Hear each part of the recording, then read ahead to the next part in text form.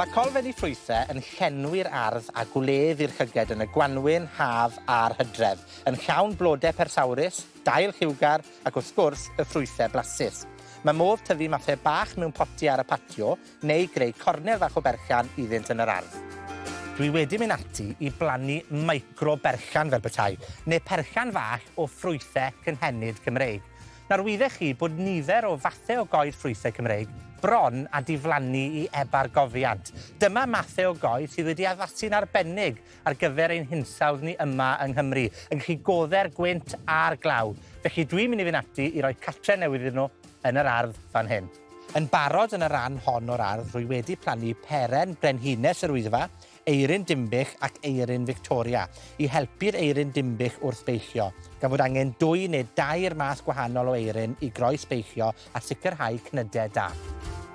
A heddiw, rwy'n bwriadu plannu afal enlli o ynys enlli yn y gogledd ac afal pig aderyn o ardal Llandoch yng Ngheredigion.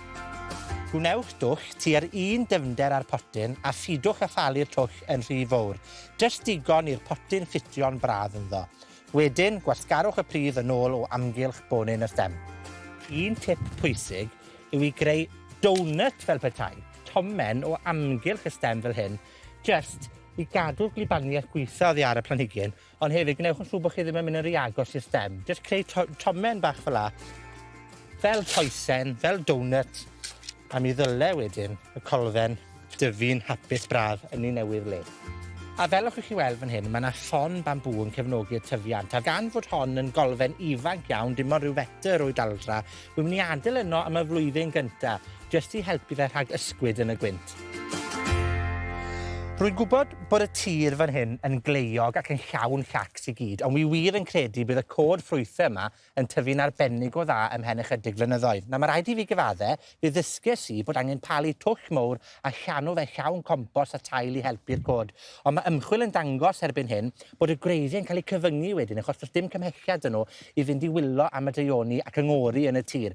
Felly gwnewch dwll ond maint y potyn yn unig a llenwch e yn ôl gyda'r clai a phopeth chi wedi codi mas yno fe. A dyna fel rowch chi'r cyfle gorau'r goeden ddatblygu. Nawr, pan i'ch fynd ati i blannu coed ffrwythau, un o'r pethau pwysig yw edrych i weld os oes angen tocio nhw. Nawr, mae unrhyw beth prennog fel hyn, mae'n iawn i docio fe yn ystod yr Hydref a'r Gaea. Oni bai am teulu'r Priwnys neu'r plym. Pidwch a thocio nhw tan fis Ebrill neu mis Gorffennaf, rhagyn nhw ddioddau o'r ddeilen arian.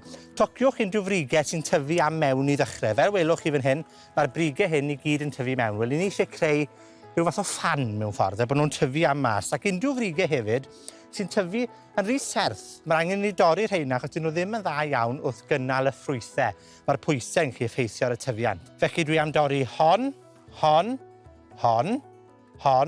a hon i greu lle yng nghanol y golfed. Felly gyda siswrn tocio, ewch i'w torri nhw ar ongl 45 gradd fel bod y gwlybaniaeth yn llifo ddi wrtho fel hyn. Diolch i waith cadwreithol pwysig, mae dyfodol ein coed ffrwythau Cymreig ni dipyn disgleiriach erbyn hyn. A wi ffili aros i blannu hyd yn oed mwy o coed ffrwythau fan hyn, y Morgan Felys o Gymoedd y Glo a hefyd Marged Nicholas o Ddyn Efr. Mae yna gyfoeth o blanhigion cynhennid Cymreig gyda ni, gadewch i ni gyd greu lle iddynt yn ein gerddi bob un.